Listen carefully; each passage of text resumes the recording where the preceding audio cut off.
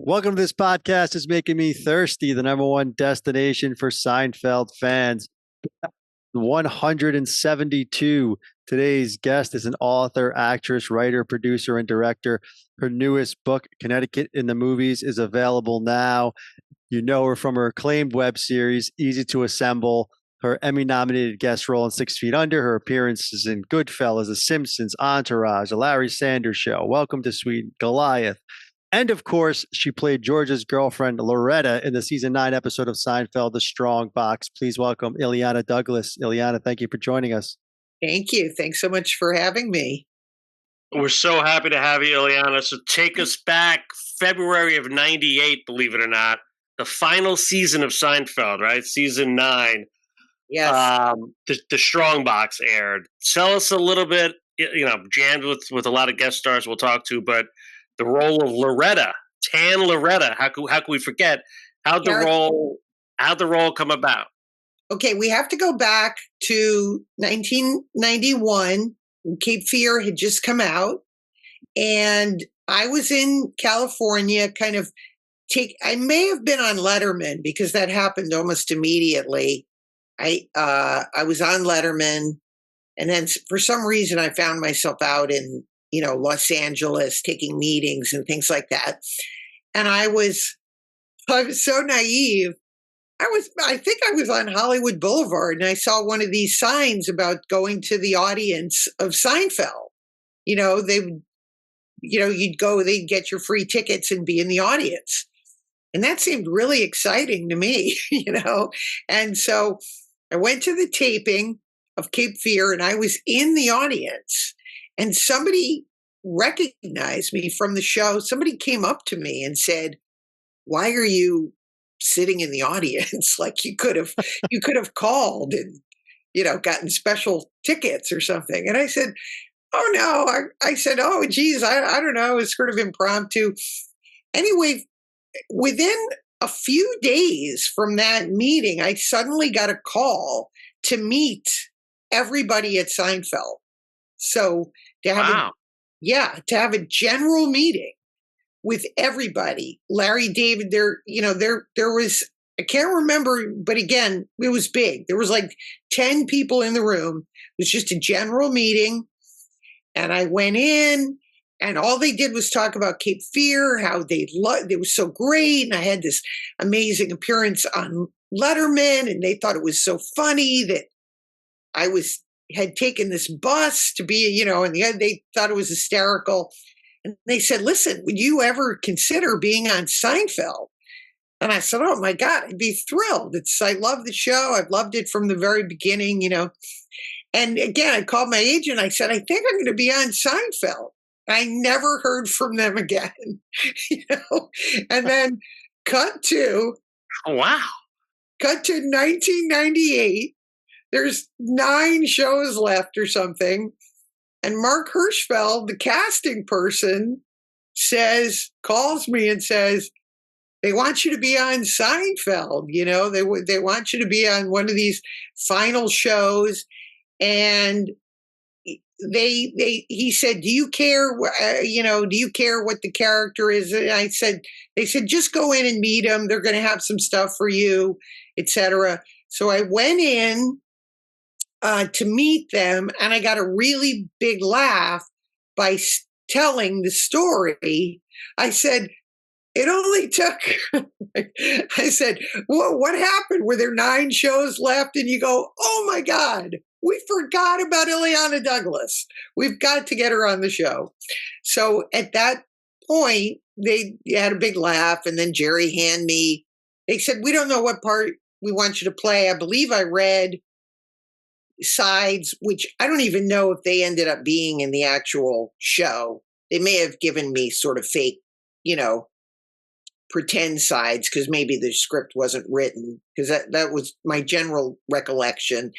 And I remember obviously being very nervous and, wanting to be funny. And I just had an instinct to not do the scene. I don't remember what I did, but I just wanted to do something that would make Jerry Seinfeld laugh. For some reason, my instinct said that was important. So I got a huge laugh doing God knows what. And then he said, that was really funny. That was really terrific. Now just play the scene. And I said, okay.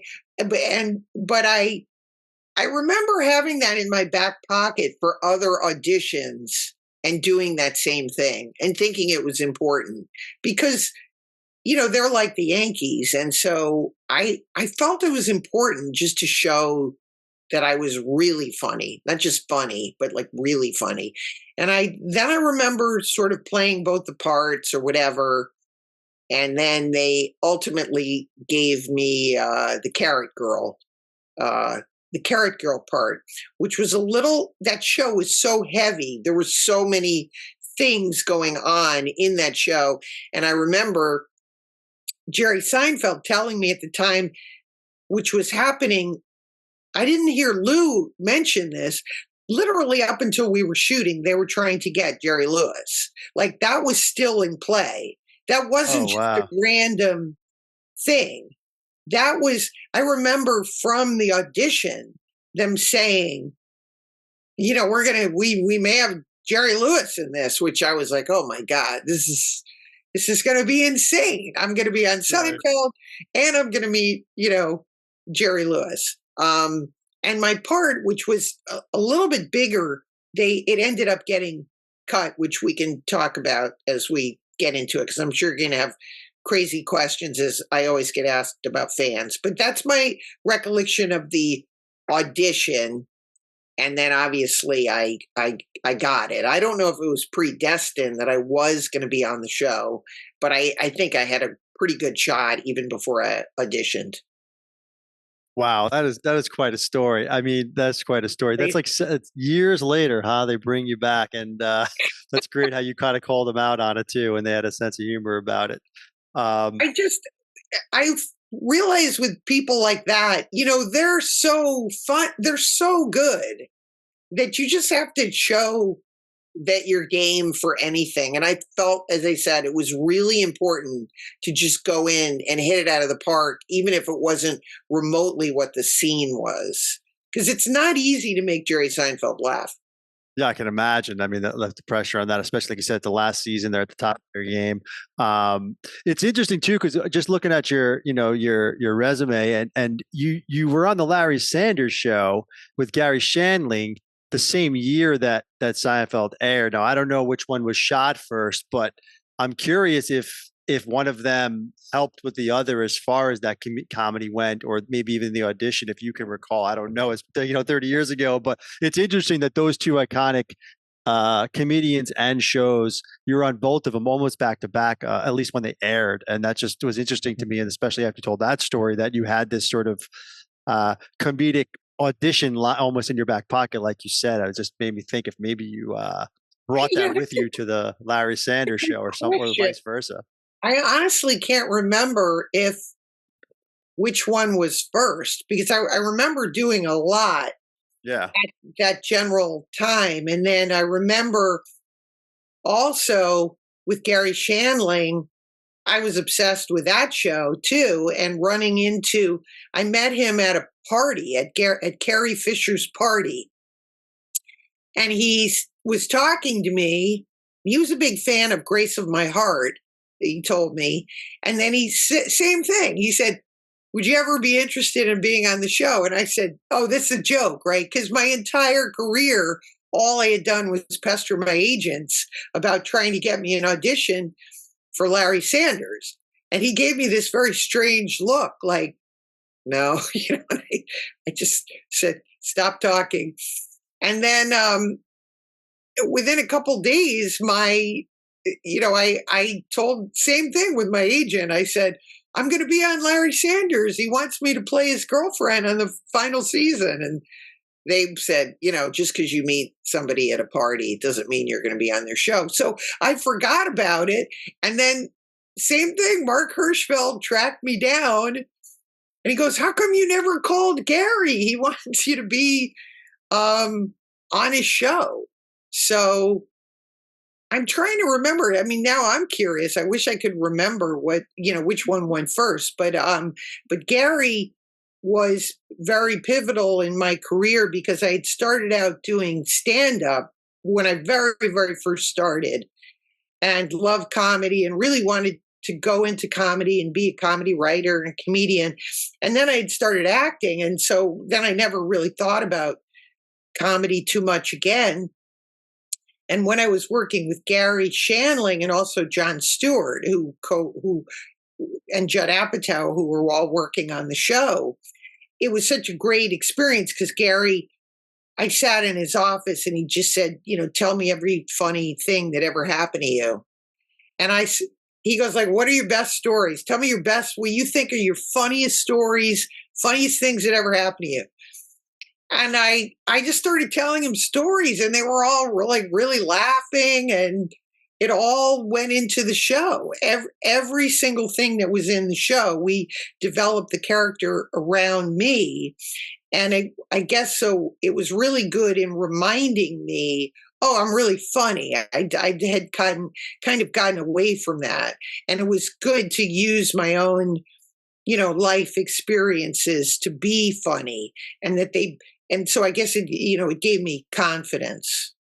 Yeah. And that was what Seinfeld was built on, real life experiences that they brought into the show. You can't fake that, right? It's almost unscripted, if you will. Yeah. Yeah, we could probably spend 20 minutes on that Carrie Fisher party, but we'll digress. It's funny. Party I've ever been to, by the way. Greatest? Oh. Yeah. You could if you put your hand out in any direction, you were touching, Harrison Ford, Jack Nicholson, Warren Beatty, Jim Carrey. It was insane. It was absolutely insane. I have a friend who I went there by myself, but he happened to be, to this day, we always say, greatest party we have ever been to. Elliot Gould, Jennifer Jones, obviously Debbie Reynolds. It was insane. Yeah, so that's probably what the early 90s or mid 90s. So it's funny you brought that up. I was going to kind of ask you a question about that because, Goodfellas, Cape Fear was the early 90s. That's kind of when Seinfeld got cooking. It's so funny that they invited you in. And obviously the whole Cape Fear thing and Goodfellas, but those aren't comedies, right? You're getting your face eaten off the whole thing. What did anyone Seinfeld brought you in? But was that since you were so hot at that early 90s with those big movies? Were other people bringing you in, or was this kind of a one-off? And that's why it kind of stuck with you all these years? Again, I honestly don't know. It was. I was literally sitting in the audience, and somebody spotted me there.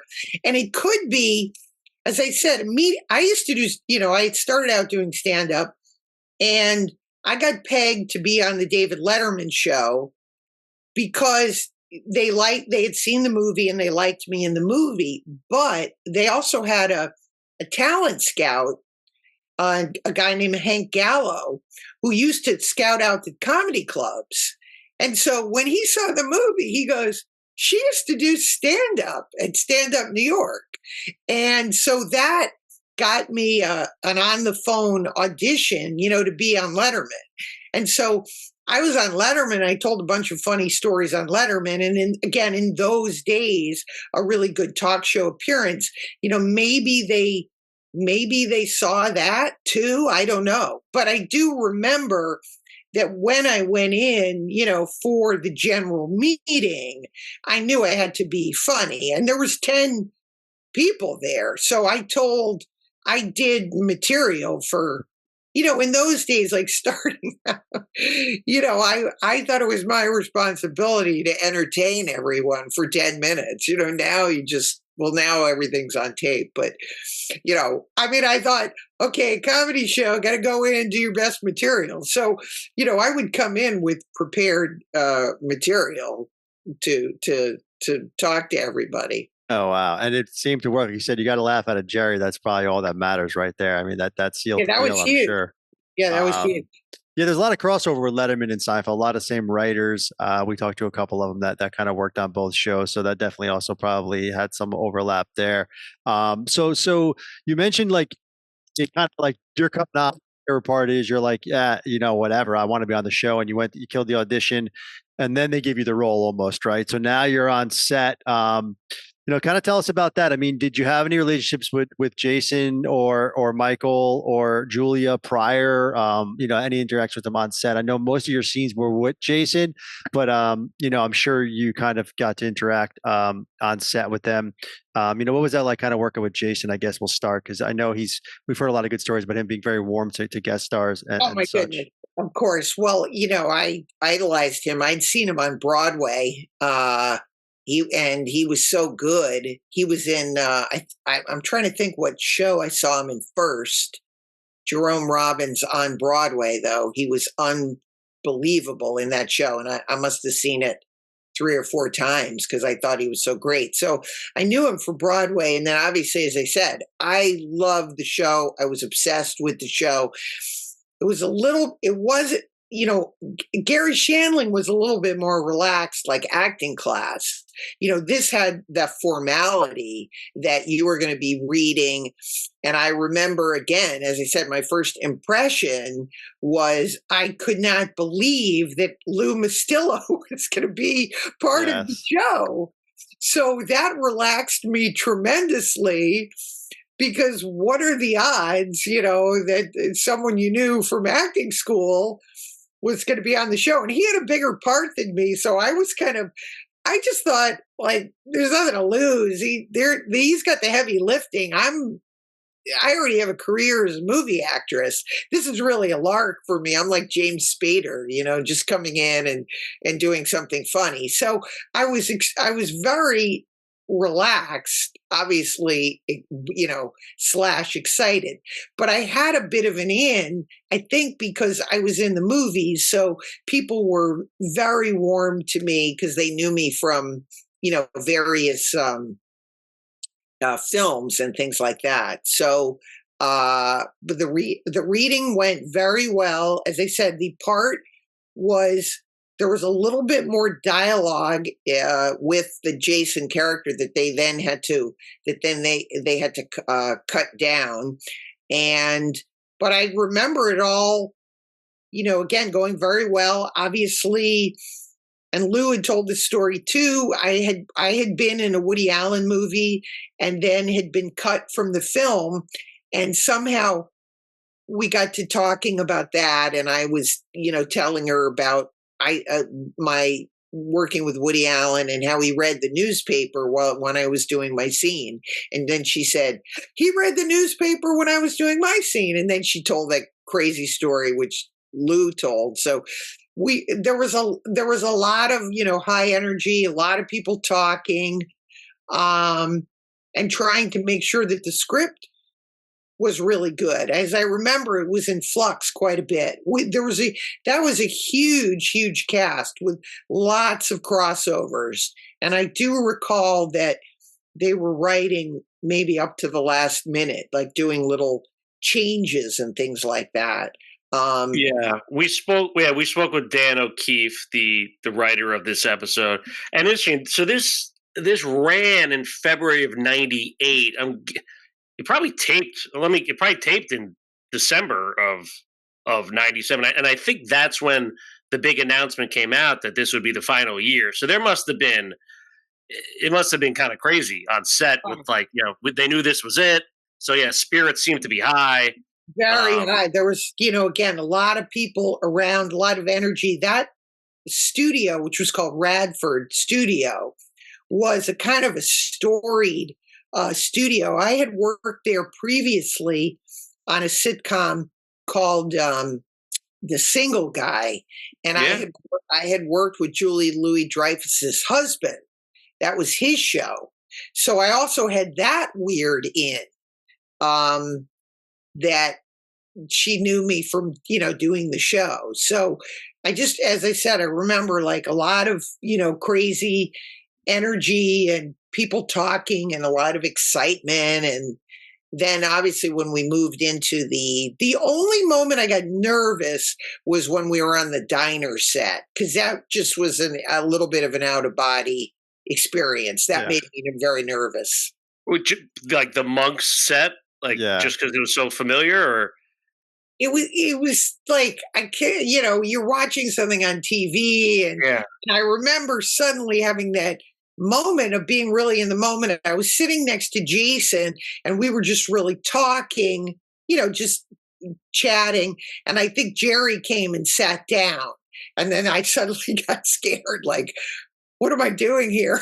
I'm on Seinfeld. Like, what am I doing? It's like, and that was my only. I gathered myself with my nerves just to say, like, don't try to be funny. Don't try to, do anything bigger. Just be very truthful with this, with this character. But that was, obviously Michael Richards came over and chatted, but everybody was just incredibly nice to me. I don't even remember getting too many notes, as you do sometimes in other things, like telling me to do it a different way or anything like that. I remember yeah. being very supportive. They weren't that type of crowd. Clearly a lot of trust there. And you were really funny. I mean, that first scene, just the way you made George kind of so uncomfortable, like, I can't believe I want to hop in bed with you, but I want to build something special with you, George. I mean, pure silliness. And then Yeah. obviously you were like super tan. How long was that makeup routine? Well, that was for me, that was the funniest part of the behind the scenes, was that we could not find the right. Jerry was never perfectly happy with the makeup. We kept trying, the makeup. That was the one area that, again, because it wasn't my show, and makeup artists in television, they really rule the roost. So you don't kind of interfere with their thing. So they put makeup out, and they put the makeup on me, and then I would have to go to the set and stand in front of Jerry while he looked at me, and and he'd go, I don't know, somehow it's not funny, and then I would go back, like it wasn't the color, and so then I would go back, and they would try something different, and then I would go back to see him, and then again he was like, no, you look Indian, like it doesn't look, orange enough. I never felt like we got it the specific amount of orange that I would have liked, but that was like a funny thing, was that I had to keep, and he would look at me and he'd sort of smile and he'd go, you look good. Like, and it was, I look in the mirror and I go, I look insane. Like I look completely insane. Like I do not look good, but thank you. But that was the one thing that, because it was television and their show, and they're the Yankees, I literally was like, you guys do whatever you want to do with me, like whatever so it was only whatever they put the makeup on. I go look at Jerry, he would look at it, but I never felt that he was 100% satisfied with the color, which I so appreciate as a comedy. He's right. I never felt the color was, exactly right. But in the scheme of things, it's such an amazing show that, it's a little nitpicky of me. I wish it were a little bit more orange, though, because they did call me Carrot Girl. And another heartbreak was that when they aired the show, which they were saying the whole time, the show is so long. The show is so, like, we're going to have to cut stuff. We're going to have to cut stuff. But there was a scene in the diner where I think it's the second time I see Jason, and he says to me, is there a wattage problem in do you have a wattage problem in your house? And that always got a big laugh. And I said, I don't think so, and that was actually like my favorite line of the whole thing. And of course I jinxed it. It got cut. Oh man, that's great. That's so funny how Jerry was so particular about the color. I kind of agree with you both that it was great, but it could have been, yeah, there was something a little bit off, but it played well and it was hilarious.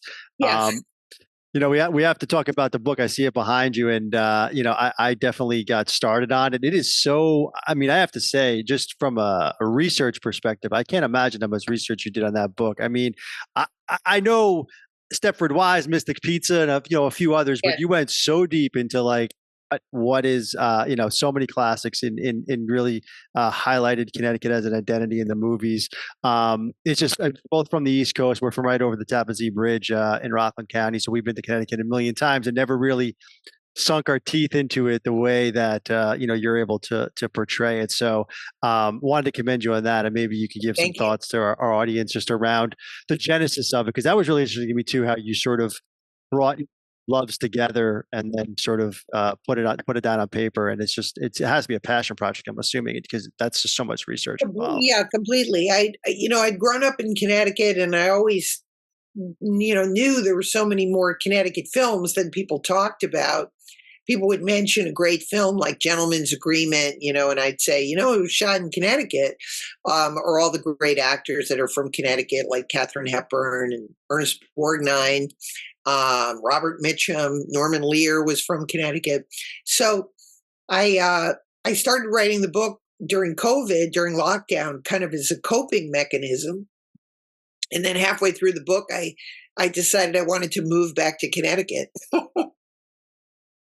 And so that was the second half of the book. Was I'd been living in an old farmhouse since then. So I've been fixing up my farmhouse, writing about Mr. Blandings builds a stream house, which is about a guy who buys a money pit, and then, basically living the same kind of a life. But I like living on the East Coast, and I've been touring all over Connecticut with the book. So it's doing really well. So I'm really happy about it.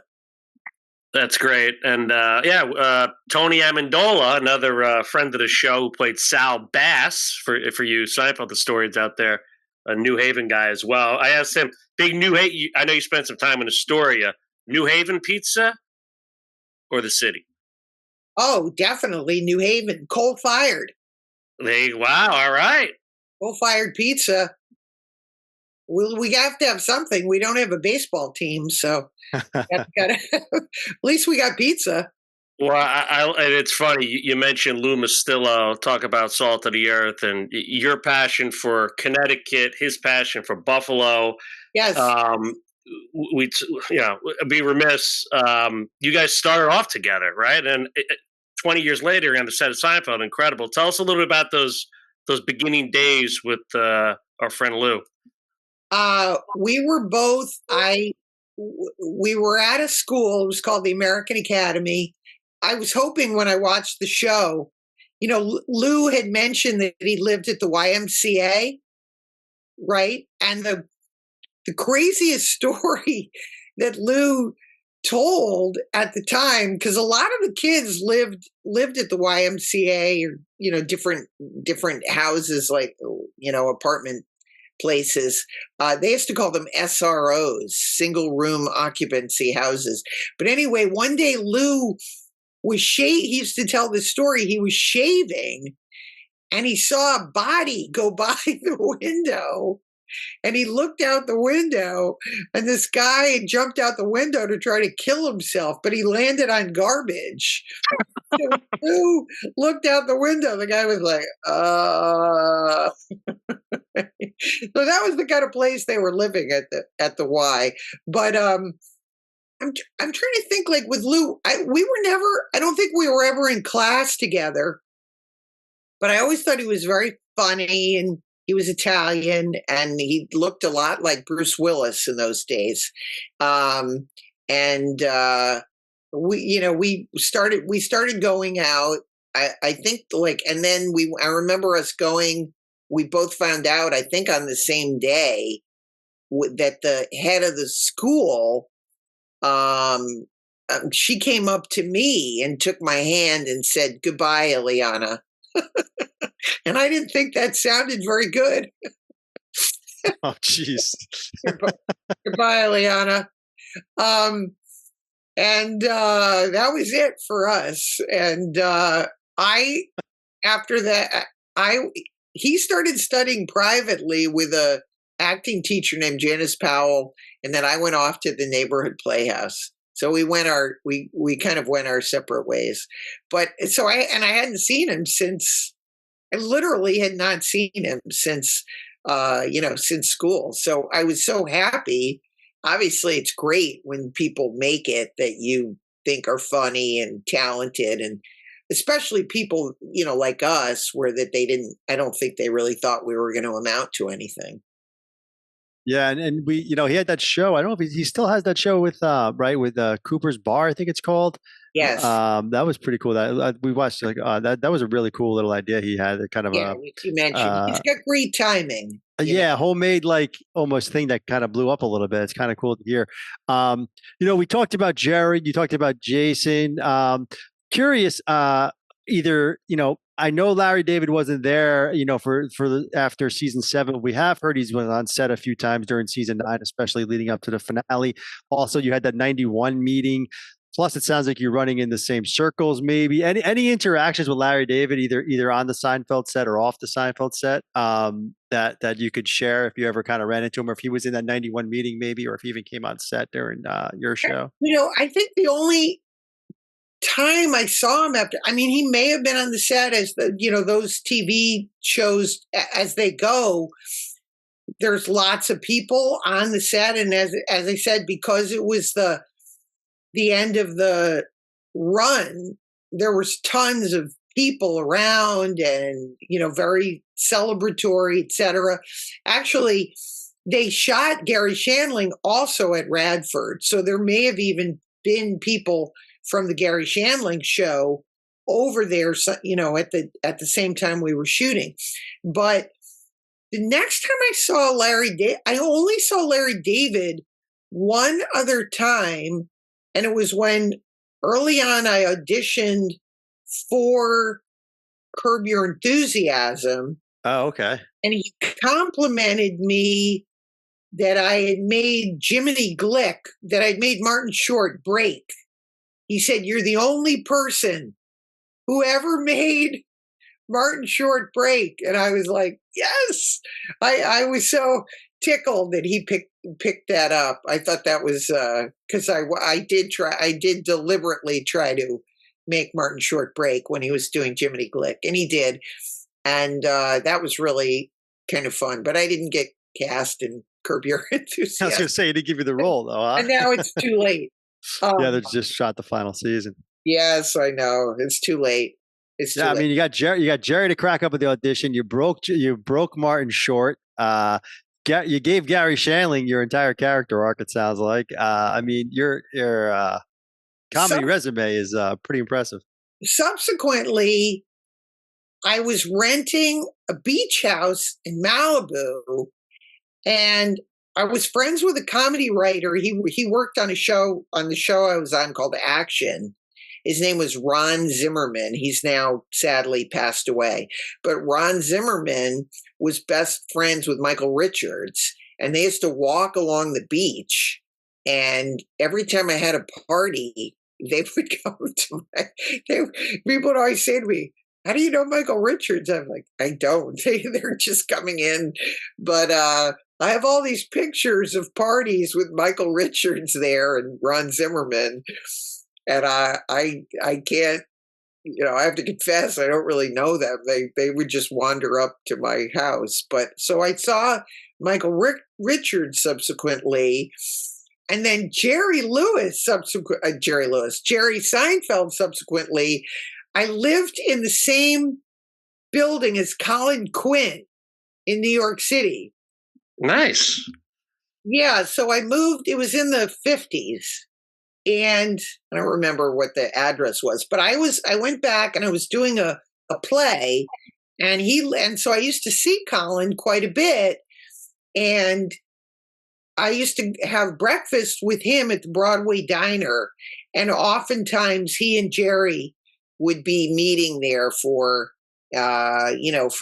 lunch or breakfast. They were good friends, so they would be meeting up. So subsequently, I saw Jerry a number of times at the Broadway Diner, and he was always, very nice and very gracious. I didn't take up too much of their time. I mean, I never talked about the show or anything. What was wrong with makeup? How come we didn't get the makeup right? You grew up in Astoria? Is that correct? Or you all of my relatives lived in Astoria and Flushing. Okay. So I would that's where I spent most of my childhood, being there, in the summers and all the vacations, and spending all of my time there with all of my relatives. That's where I always think I got my sense of timing from, because everyone in my extended family were great storytellers, really great at, big fish stories, and you're not going to believe this, and all that kind of stuff. Right. Yeah. When you mentioned Broadway Diner, I was thinking, Astoria's film. There's Neptune Diner, I know, is a big one, and there's a whole bunch there. So I thought it was kind of you were from Astoria. That's great. I mean, that you could tell you got that as O'Hara mentioned with Lou, the same salt of the earth. We could see it in you too. That same kind of that storytelling, I guess, bone, if you will. That kind of definitely radiates from you. Yeah, it's something that I really grew up with. People, you're sitting around the table and you're eating cookies and drinking coffee, and people stop by and they're telling stories, and then the wine comes out, and so I that kind of permeated my life. That's why it was always interesting being with my relatives and then coming back to Connecticut and really feeling more like an outsider. People would always say I have a New York accent, which I do, and I think again it was because I spent so much time, with my relatives. Yeah, those big Italian Catholic families, know it all too well, and just those facial expressions you had, even in Seinfeld, just that last scene, like you barely even said anything. Like, yeah, it's okay, George. Like, always put a smile on your face. I just think you just have a way with the audience in a unique way, and that probably comes from, obviously, it's kind of in your blood, but obviously with your grandfather and father and everything else. But Illeana, we'll let you go. I can't thank you enough. I mean, incredible stories. The 91 thing, who knew, right? I mean, you met everybody. I mean, I'm glad they remembered you 7 years later, because it was obviously a memorable role, and obviously, you'll forever live in Seinfeld lore with everything else you do. So best of luck with the book. Can't wait to read it, and really proud of everything you're doing. Oh, thank you. Good luck to you guys. It's a terrific show and terrific podcast. It's it's the greatest comedy that's ever been on, I think. Agreed. But I am biased, of course. A little bit. All the best. Thank you, Illeana. Okay. Thank you so much. Have a great night. Bye, guys. You too, man.